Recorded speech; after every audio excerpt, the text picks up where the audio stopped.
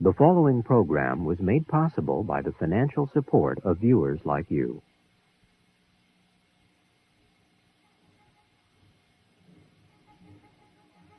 Despite some signs of reconciliation, Korea today is still conditioned by memories of a war which ended 37 years ago.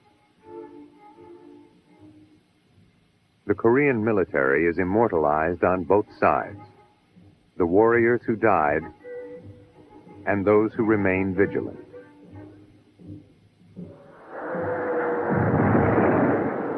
Most deaths, including American, came in the last 2 years of the war, during the truce talks, when the fighting was less to gain new ground than to preserve what each side held. The challenge in 1953 was how to break the deadlock, how to achieve a truce.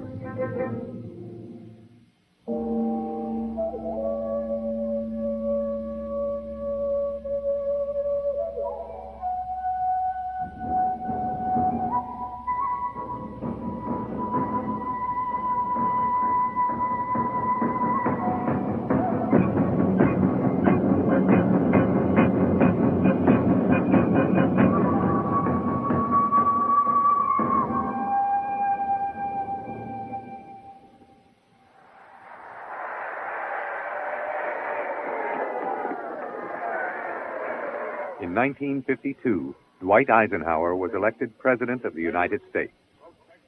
He was a new face in politics and an old soldier. So help you God. So help me God. His campaign managers had skillfully used his pledge, "I shall go to Korea," in his attacks on Truman. When Eisenhower, overwhelmingly, the first thing he wanted to do was to carry out his pledge to go to Korea.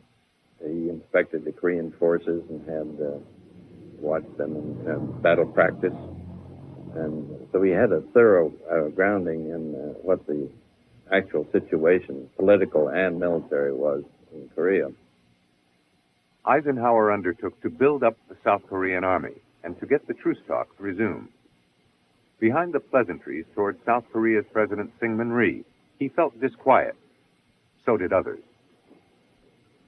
Nobody thought Rhee was a Democrat. We used to call him a rather inefficient dictator, rather inefficient totalitarian. And everybody knew this. We knew about some of the atrocities. And I suppose what it came down to, and quite properly, in my view, was that he was a much less vicious son of a bitch than the people in the North. And besides, he was our son of a bitch. In 1952, Rhee faced defeat by the Assembly in his re-election bid. He changed the Constitution to allow for a popular vote and arrested his opponents in the Assembly. I remember waking up one morning at about 5 o'clock in the morning and when it was all dark and seeing somebody in my bedroom, and it turned out to be the Deputy Speaker of the Parliament who'd come to seek asylum. Now, I didn't give him asylum, but I let him stay there until later in the day he was able to make his escape and go into hiding somewhere else. There was a former Minister of Agriculture who came and asked, in effect, for asylum, and which I said I couldn't give him. And he asked me whether I couldn't take him on as a houseboy. For the first time in Korean history, its citizens go to the polls to choose the president by popular election. In every town and village, they learn the democratic method. No, it was charged by his critics that the reason he wanted a popular election is because the National Assembly would not re-elect him. And I suspect that's true. I don't believe they would have re-elected him. They were under American pressure not to re-elect him because he was demanding a drive to the Yalu River, continuance of the war. Rhee was a loose cannon threatening to split the UN alliance. A small group met to discuss a plan codenamed Operation Everready to remove him. We met at the request of Washington, the three of us. And as I say, it was contingency, working out what the consequences would be if he was displaced.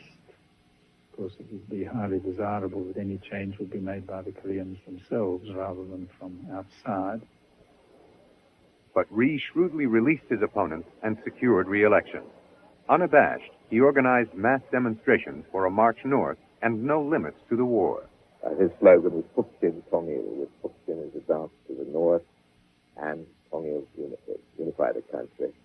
And I recall at one point, all orchestrated, when several hundred young girls, well, girls in their teens, 14, 15, all in white uniforms with flats, came and sat down in the dust outside the fence of the correspondence village, and somebody blew a whistle, and they all began to cry because the Americans were preventing the unification of their country. This was very good. There were also tensions with the Army. I would say, frankly, that sometimes our relations with our advisors were not that good. We found sometimes American officers absolutely arrogant, quite overbearing, and very disdainful of the Korean Army and tradition, which Korean Army at that time didn't have much. But we, as young officers, with our affection and love for the country, there were sometimes some problems. But we kept most of them to ourselves.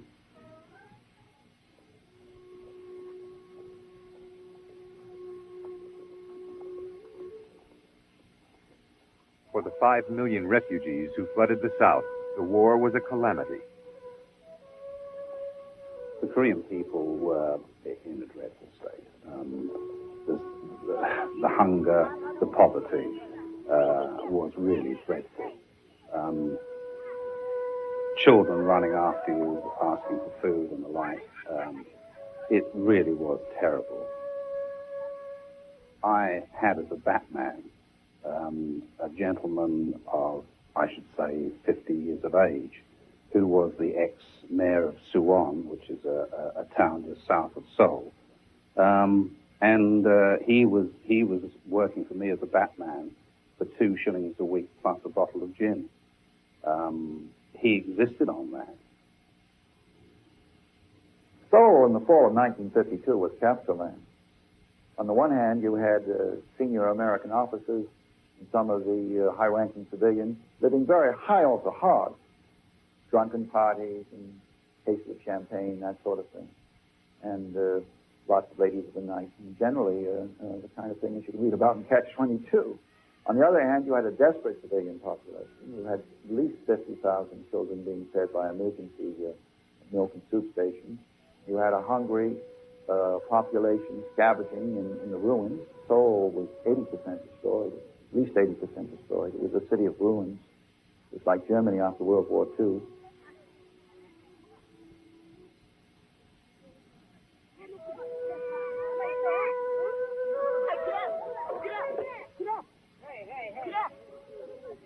Korea's millions of abandoned children brought out the softer side of the American troops. The GIs are terribly soft-hearted people, and orphanages were very, very commonly supported by soldiers. They'd see these children and give very generously, both in goods and in money. In fact, running orphanages became a bit of an industry, and large numbers of children that got into orphanages were not, in fact, orphans. The refugees tried to make a new life in shanty towns around cities like Busan. The city was full of refugee shacks lining the streets. On either side of the streets there would be rows of temporary shacks.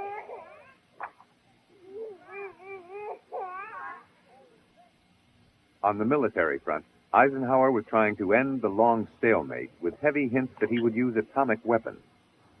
He realized that mere diplomatic negotiations would probably not end the war, and that he would have to have the threat of overwhelming military force and strength behind him in any negotiations. So that was a part of his plan, and he carried that out and made it very clear to the Chinese and the North Koreans that whatever was necessary in the way of military force would be used.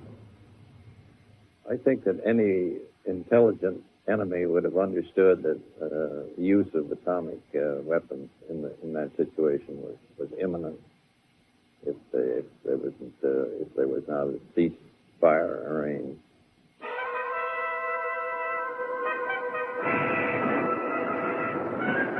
Many felt conventional weapons were not enough.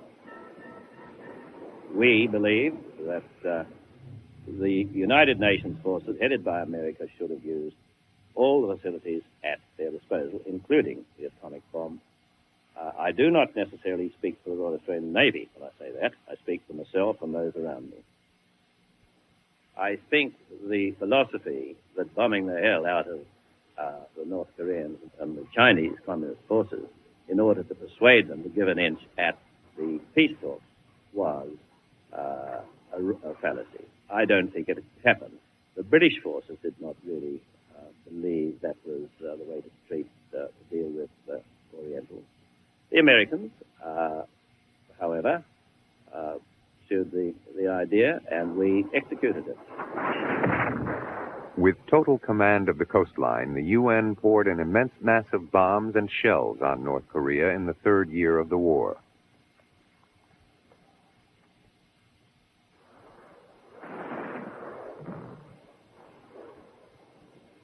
The U.S. still dominated the skies, but the Chinese and North Korean air forces had greatly expanded, and Russian pilots in large numbers clashed with American aces like the young John Glenn.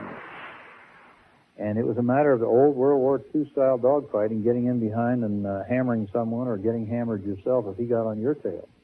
And so it was really machine against machine and pilot against pilot. There were Russian pilots, in fact, on 2 of the days that I got MiGs. The intelligence people told us later that there was more Russian being spoken on the air those days than there was in the other language. So I don't know to this day who I was up against, but the one where we did the climbing turn that I talked about in the dive was whoever that fellow was. He knew how to use his airplane to best advantage. John Glenn shot down 3 MiG fighters. In their dogfights, U.S. pilots often lost track of the border and strayed into China. Some deliberately violated the prohibition against pursuing MiGs back to their bases in China. The Soviet Union has only now acknowledged casualties. I visited the graves where the flyers that were participating in the war or helping the Koreans were buried. And for me it was an emotional moment because I saw many graves of people, most of my officers and privates, about my age or even younger than me, who fell in this war.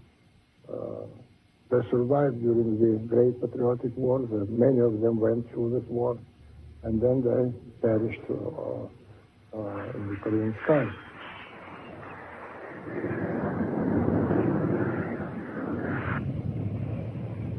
The Soviet Union under Stalin had supplied pilots and materiel, but never committed ground troops. What were Stalin's motives? The views of some observers have changed. When the Korean War started, I believed quite wrongly that it was planned as a Soviet diversion to deflect us from Europe. That was the conventional view, and it was the wrong view. I believe that the Soviet Union acquiesced in, or maybe even encouraged, a Korean attack on the theory that this was a cheap victory to pick up, might have a demoralizing impact on the United States, might deflect us somewhat from Europe, but they never expected that a war would start on the Korean Peninsula that would force continuing decisions on it. Joseph Stalin is dead. The Kremlin's cold stone walls, the eerie face of Moscow, a howling wind and snow adding to the somber picture is the description accompanying the announcement. The death of Stalin in March 1953 brought a dramatic change in Soviet policy after Molotov returned as foreign minister. After high-level talks between Soviets and Chinese at Stalin's funeral, Foreign Minister Zhou Enlai signaled that a formula could be found for the problem that deadlocked the peace talks: procedures for prisoner repatriation. The new spirit even reached the imprisoned UN troops. the propaganda line from Peking, Beijing, was, we are going to sweep you into the sea. They believed that. Whatever you do, you cannot resist us. We shall sweep you out of Korea. Then they realized after the later offensives they're not going to do that. So the next Peking line was, you will never defeat us in Korea. Then a much happier line was produced.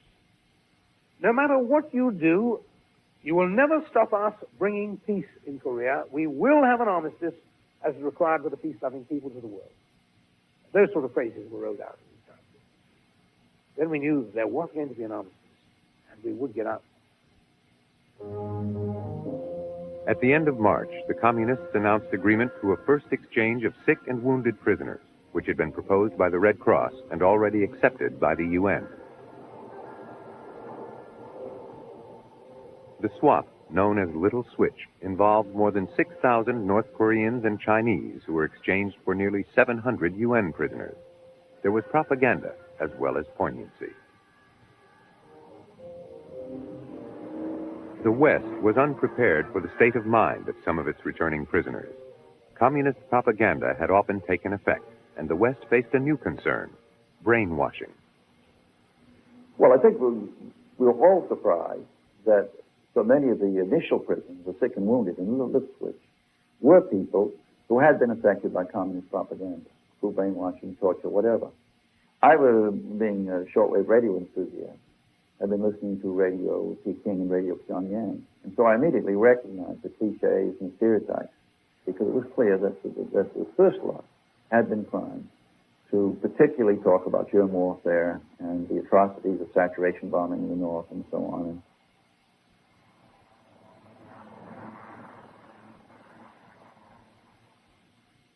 The Communists used the exchange of prisoners for propaganda purposes. A pro-communist journalist writing for a French paper, Australian Wilfred Burchett, spread the Chinese line. I think one could sum it up with one thing. When there was the first exchange of prisoners, sick and wounded, and the Americans were starting, the press had been briefed that all these pitiable wrecks that would be arriving back and they should harass them and so on. Instead of that, he was terribly bronzed. And they all started talking about how well they'd been treated. Eric Donnelly, one of 5 Australian prisoners of war released during Little Switch, heard another side of Burchett's propaganda line.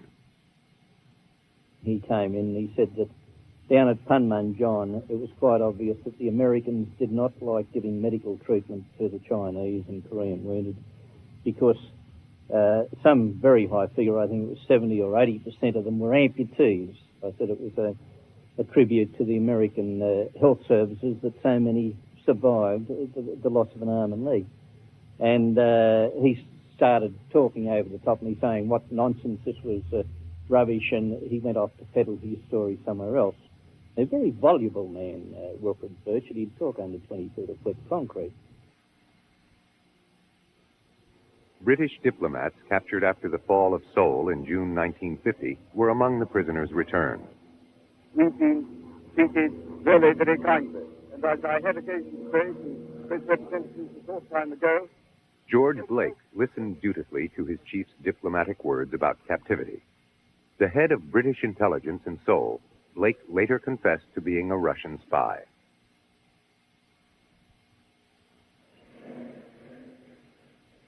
The war was now hopelessly bogged down on a static front. Men endured long periods of boredom in the trenches and shorter ones of fierce fighting.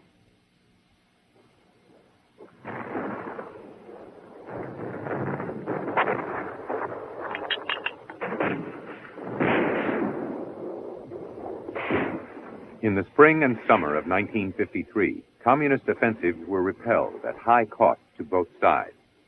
Though communist casualties were still twice as high, UN casualties rose sharply, and this contributed to war weariness in the West.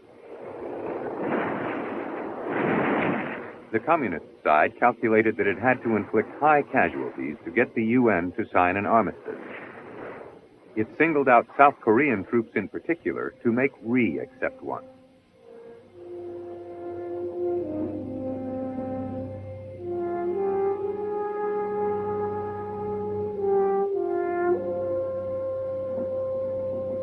The war was escalating.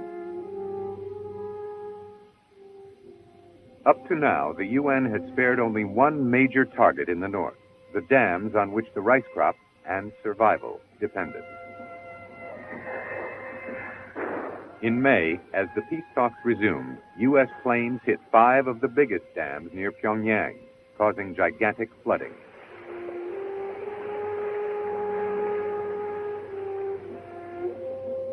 Pek Sun-yup, Rhee's Army Chief of Staff, was sent to see Eisenhower. 1953년 5월에 화이트하우스에 아이젠하워 대통령을 그 당시에 In May 1953, we went to the White House to meet President Eisenhower. On the South Korean side, we opposed the armistice, whereas President Eisenhower wanted the armistice because of his election promises, and also the pressure from the Allied forces.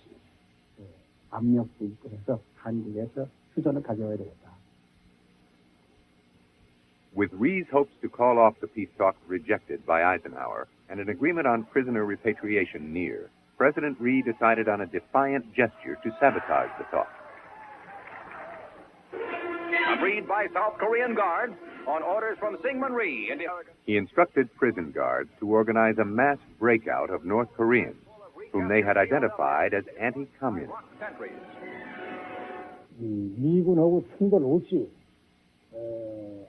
We wanted to avoid any confrontation with the U.S. Army, even though we were releasing anti-communist prisoners for humanitarian reasons. For us to do so in defiance of the U.S. Army could have been problematic. We fixed on a secret D-Day.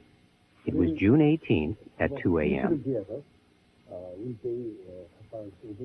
And we dispatched secret envoys directly to each camp with orders to release all the prisoners. So these people went to the camps and transmitted their orders saying the Korean president takes all responsibility. The prisoners vanished into the South Korean countryside and the army. Rhee meant to enrage the communists. It was his allies who were furious. Winston Churchill cabled Eisenhower, "The following is only a thought of my own. Syngman Rhee arrested or dismissed from office. British send an extra brigade from Egypt to Korea. Winston." I happened to be in at the Oval Room at the time that President Eisenhower learned that Syngman Rhee had released thousands of prisoners of war, and he was enraged by it because he thought, regardless of the facts involved, that this would destroy his carefully laid plans for a ceasefire and for the ending of the war. It looked as like sabotage of the truce talks, and Rhee intended it as sabotage of the truce talks. There was nothing he wanted more than to break up those truce talks. And he released the prisoners of war precisely with that in mind. And it was a disappointment to him when the communists, far from breaking off the truce talks, hastened to their conclusion. A truce was signed. The final line of battle, fought for until the last moment, gave an advantage in territory to the Republic of Korea, except on the Angjin Peninsula in the west. An armistice was finally signed without Rhee on July 27, 1953, at Panmunjom by the UN, China, and North Korea. Once it was signed, then the silence fell, and I stood in here all by myself and felt initially a tremendous relief. I survived this war. I was hungry, had to hide in underground, the harsh training and the combat and all this, and I survived. But then that feeling was overwhelmed by the feeling of the emptiness. Why do we have to go through all this? What purpose?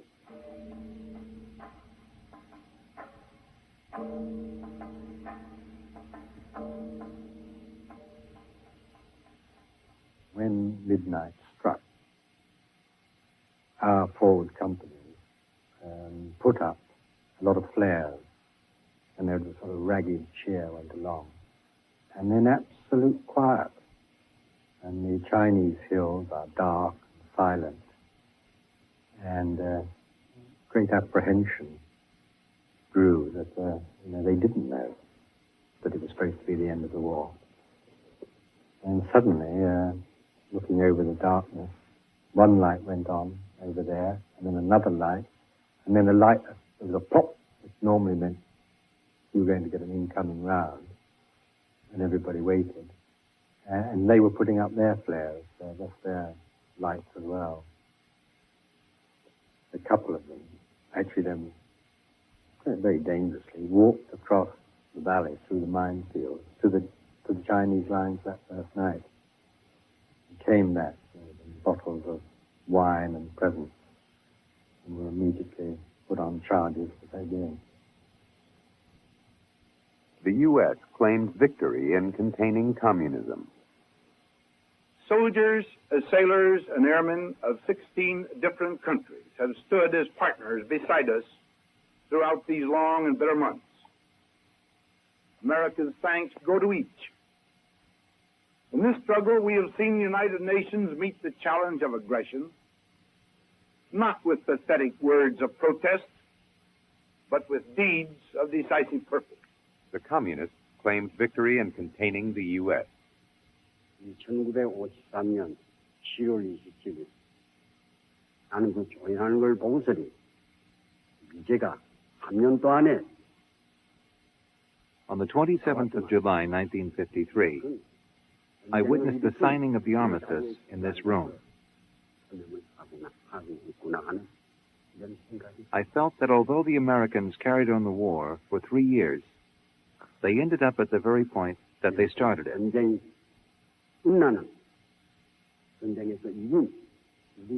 I felt a pride that the Korean people had won the war. I felt deeply that we ought to turn this ceasefire into a peace which would avoid the tragedy of another war.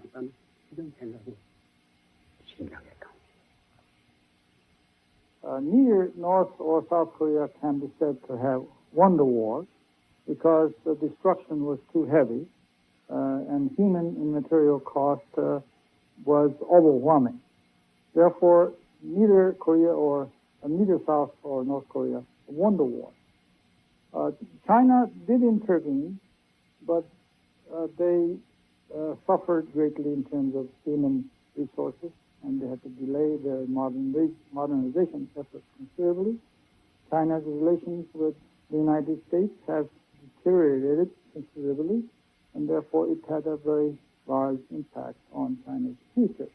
The United States was not a victor, and it suffered greatly in terms of material and human resource, human lives. The only one I can see who has won the war, let's say benefited from the Korean War, was Japan. I think that the real heroes of this war were not the generals and not the soldiers and even less the politicians. They were these simple people, the peasants and especially the women. I saw these women planting rice and plowing and working from morning to night, and the children on their backs and going on in their work. And the climate is not always favorable there. There were floods and there were cyclones which destroyed the crop, and they started again and again.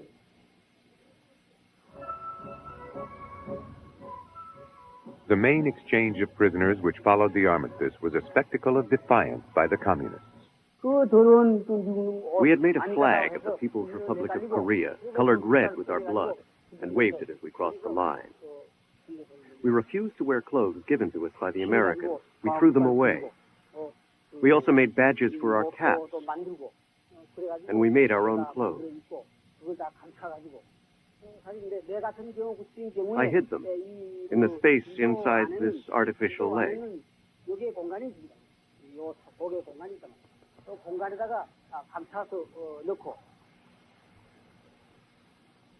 More than 75,000 communist prisoners of war were returned, and nearly 13,000 UN POWs. The Chinese efforts at re-education or extracting germ warfare confessions had continued to the end. My final interrogation, we started interrogation approximately 5 in the afternoon, and this continued well into the wee hours of the following morning. He showed me magazine-type books that portrayed other people that had signed their confessions with their pictures, and made a last desperate attempt to try to get me to sign a false confession. I refused to do so. About 2 o'clock in the morning, I was informed that the war was over. It had been over for 10 days.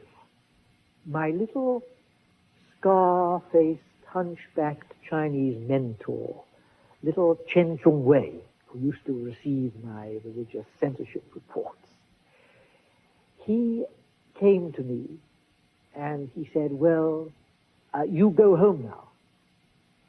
I simply said, yes, Chen, I go home now. He didn't extend his hand to me. He said those words in really quite a kindly way, so you go home now. He didn't extend his hand, but I know now that if Chen had extended his hand, I would have taken it as some little gesture of hope that mankind would one day be a brotherhood and would be free. A solution had been reached to the problem of communist prisoners who had been screened and who indicated a desire not to return home. Representatives of their home countries would talk to those who refused repatriation to give them what were called explanations. This procedure was to be supervised by a commission of neutral nations.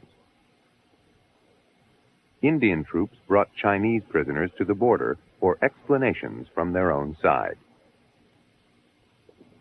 Prisoner would come in, and if he was given a chance, the chief explainer would say, "Comrade, we've come to welcome you back to the motherland."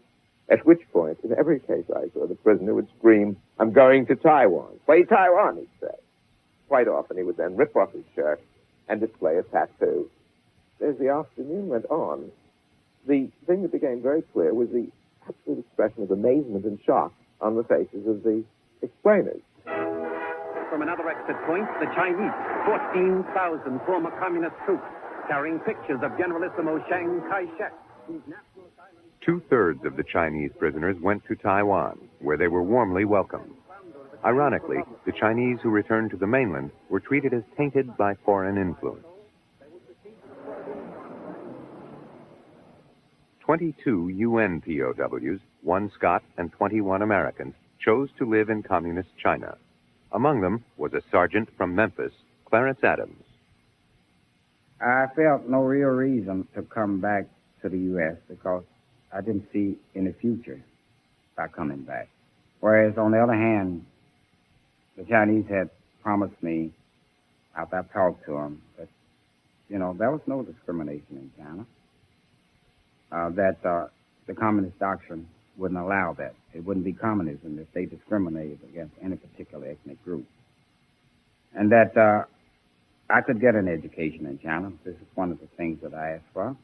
Also that I would have work in China. Also that I could get married in China. To me, that was the very basic thing that a man needs. He needs education, he needs a job, he needs a family.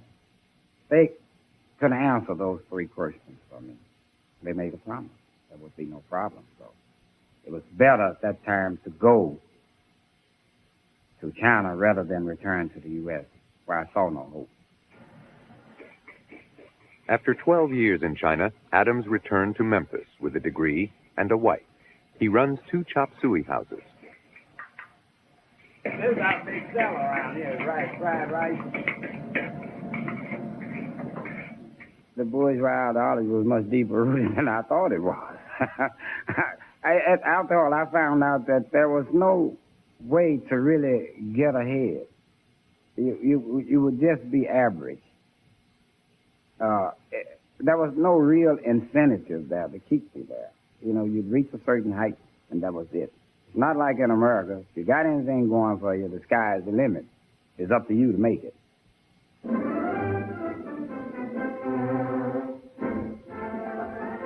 As the Navy transport General Walker docks in San Francisco, the first major group of Korean prisoners of war is repatriated amid scenes of wild rejoicing.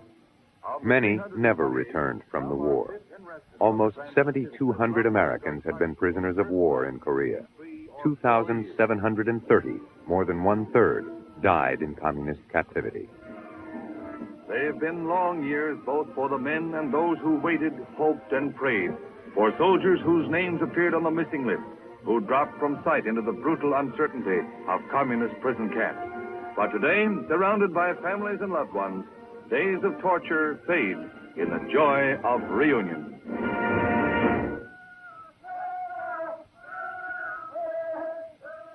With the war over, Koreans began to rebuild.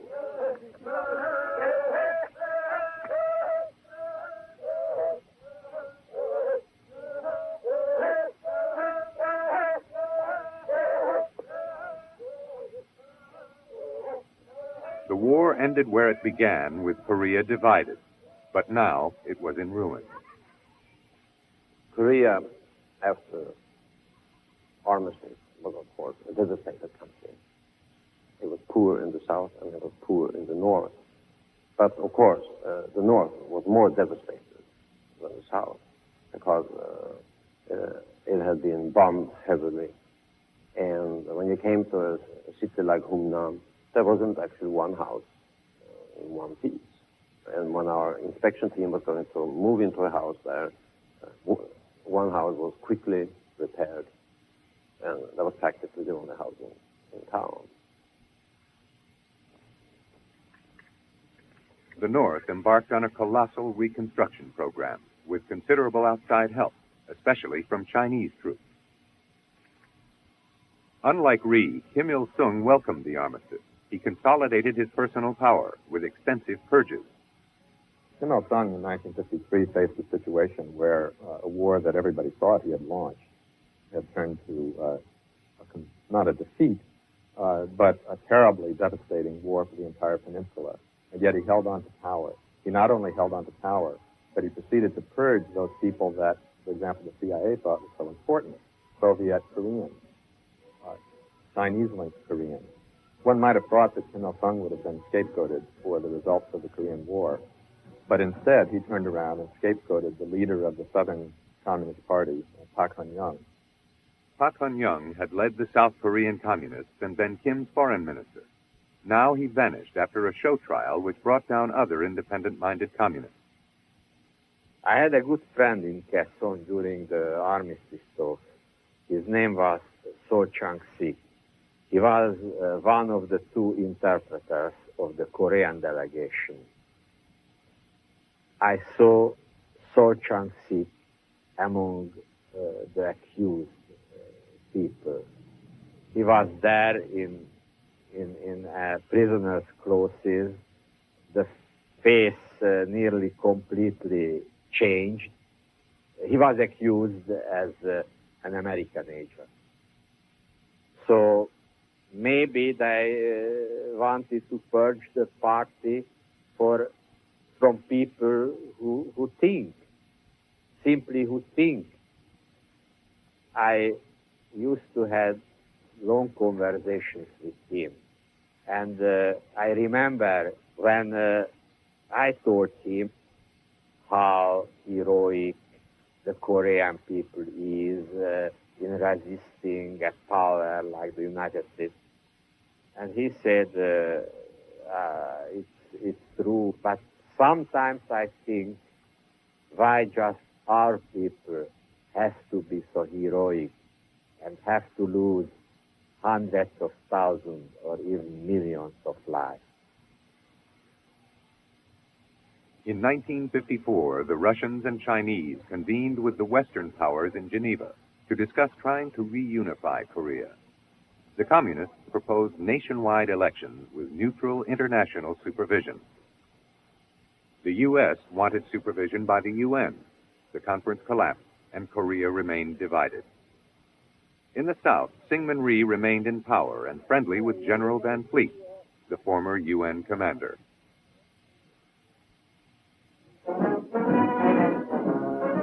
Returning as a civilian to pay my respects to my fellow soldiers, I see the great modern army we only hoped for when I took command in April 1951. Today, this is the greatest anti-communist army in Asia, the fourth largest in the world, second to none as a battle-tested fighting force, 650,000 strong.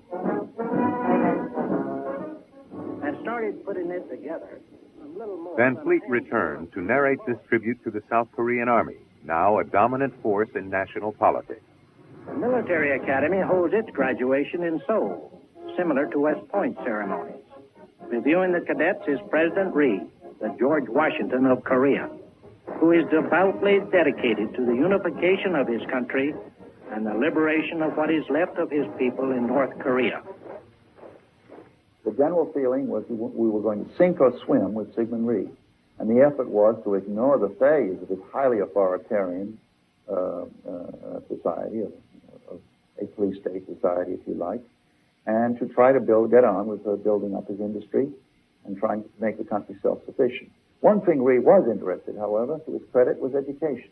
An enormous effort was made to build up Korean educational facilities. And basically, the Rhee regime, for all of its faults and all of its repression, laid the foundation for modern industrialized Korea with the help of the U.S. and the UN and technicians from many countries. In 1960, the octogenarian Rhee and his close allies tried to rig one election too many.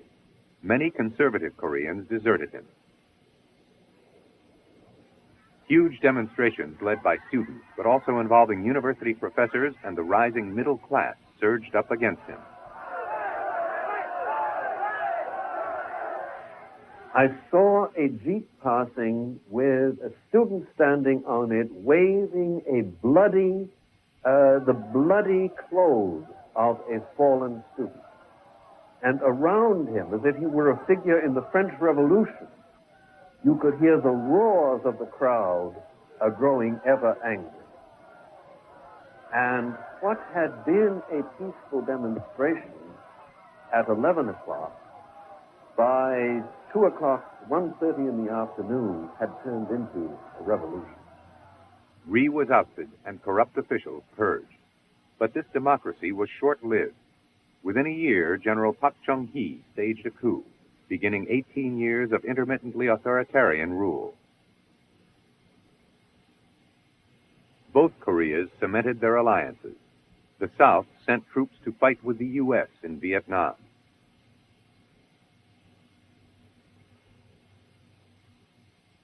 The North's Kim Il-sung visited China's ailing Mao Zedong in 1975. Though he has widened his contacts beyond the communist world, the North is still isolated from the West. It has adopted a strategy of self-reliance known as Chu-chek. The problem of the North Korean economy is the problem of North Korean politics. In other words, the politics flows from the top down. It's tightly held by Kim Il-sung and his group. And as a result, everything else in the society flows from the top down.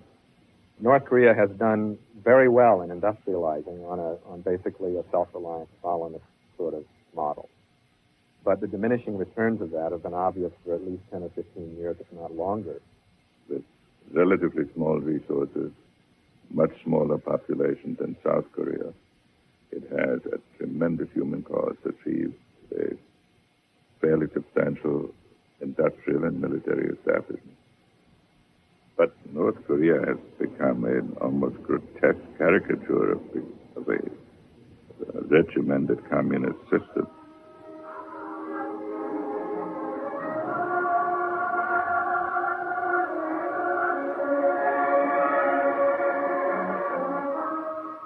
On election day in the North, crowds dance to honor the single candidate. The North proudly claims that the entire society is dyed one single color and is monolithic.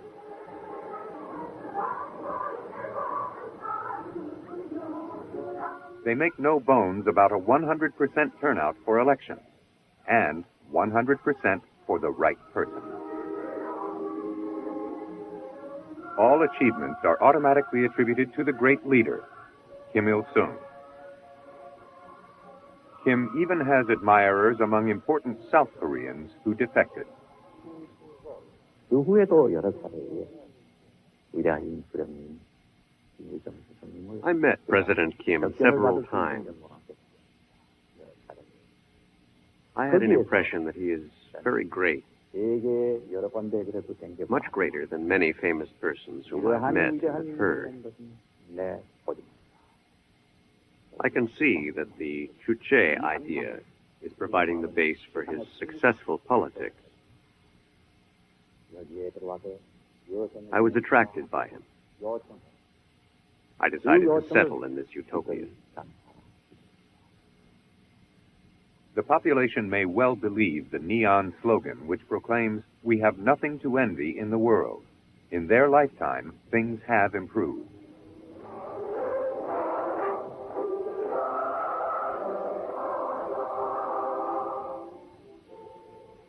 Kim has maintained independence by balancing the North adroitly between his giant neighbors, Russia and China.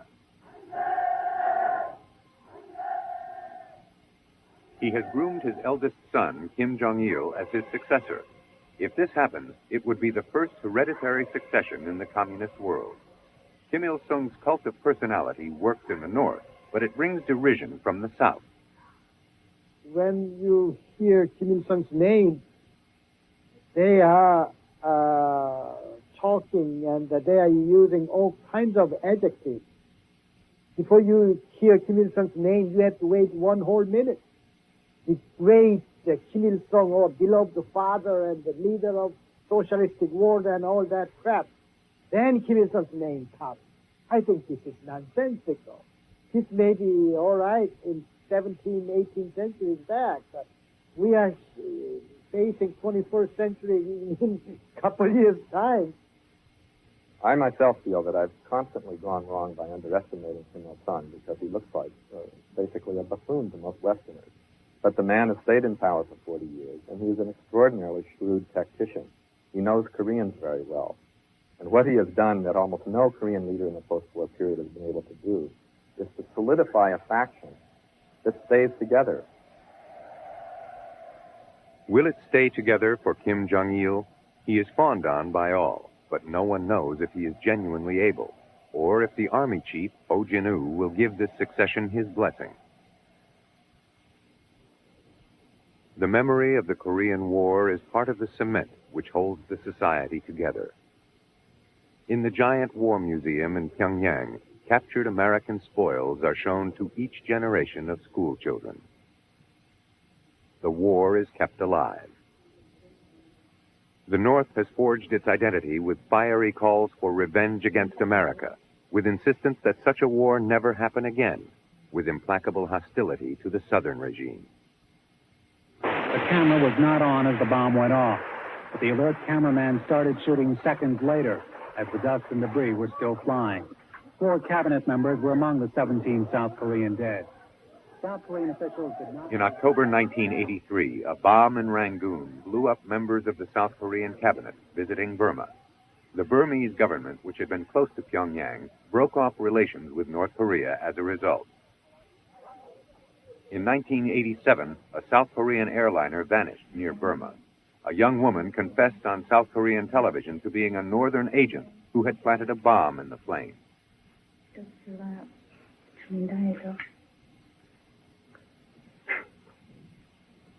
사건의 진실을 밝혀드리는 것이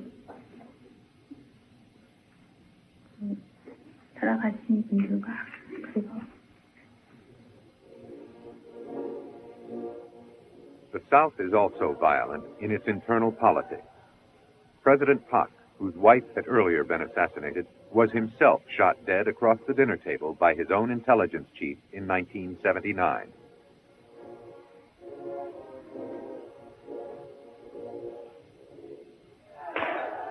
In May 1980, resentment against authoritarian military rule boiled over in the southwest city of Gwangju. Rebels held the city for a week until the revolt was brutally put down by elite paratroopers.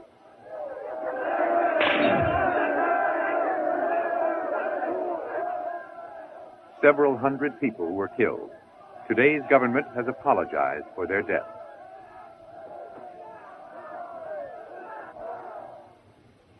Presidents Pak and Chun were not popular, but under them the southern economy boomed. The country has had the highest growth rate in the world and has become a major trading nation, producing high-quality goods. Prosperity still goes hand in hand with political turbulence, which the smile on the riot shield cannot quite obscure.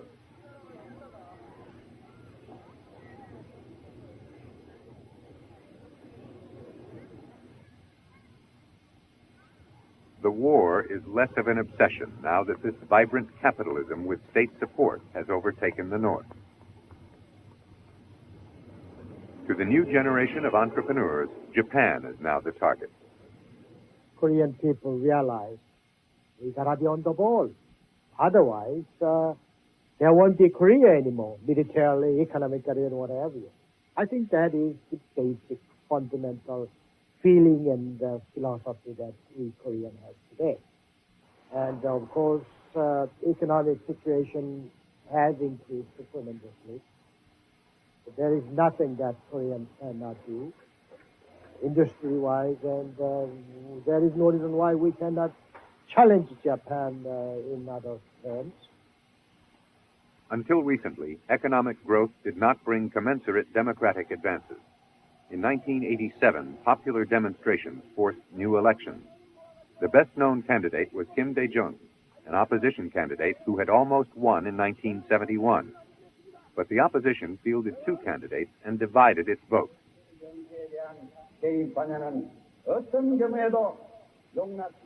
Another general, Roh Tae-woo, won with 36% of the vote.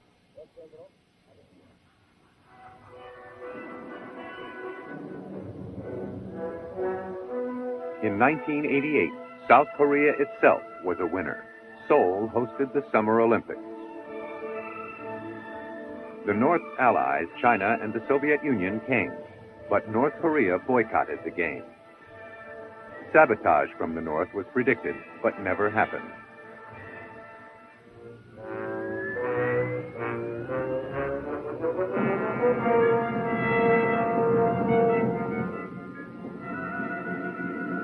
Strategic considerations still dominate the life of the peninsula. Every year in the South, the United States carries out its biggest overseas maneuvers, involving more than 200,000 troops and lasting 2 months. Tank traps straddle the road north, symbols of the distrust that remains on both sides 40 years after the war began. The border between North and South is a demilitarized zone. On each side, it is highly militarized. It separates more than just armies. 그러나 아직도 나와 같은 처지에 있는 사람들이 그 얼마나 많겠습니까? There are still many who are in the same situation as me. Separation from parents, brothers, and sisters causes untold heartbreak. Even though we can meet again those Koreans living abroad and foreign visitors, we are unable to see our families in South Korea, who are so near. Therefore, I shall be grateful if you will pass on my voice to my parents, brothers, and sisters in the South, and to all the peace-loving people, which will help achieve an early unification of Korea.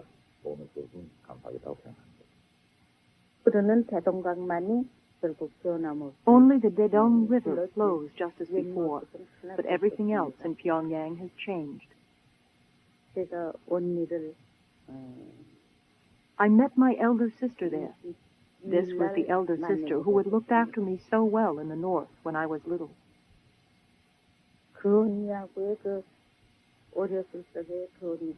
I would still like to meet her again. Even now, it all comes back to me.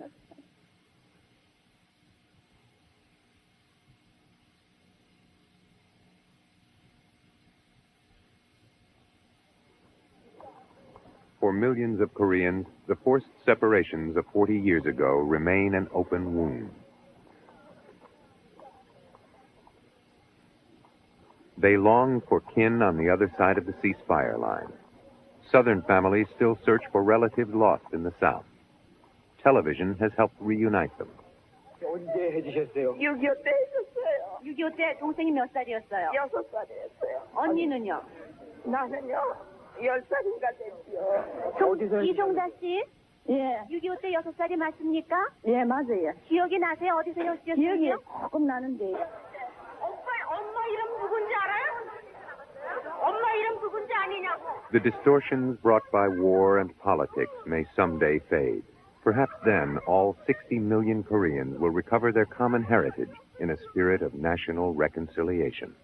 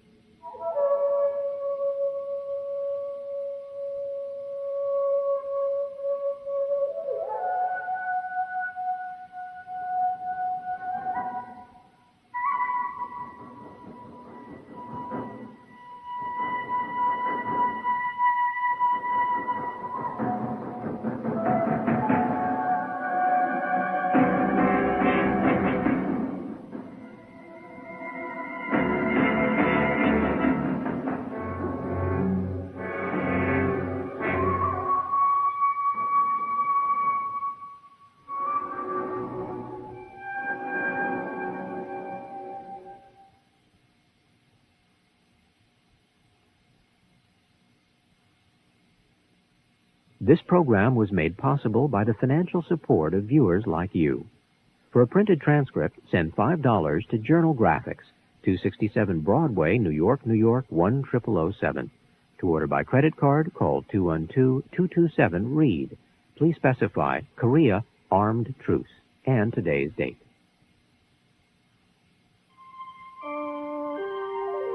This is PBS.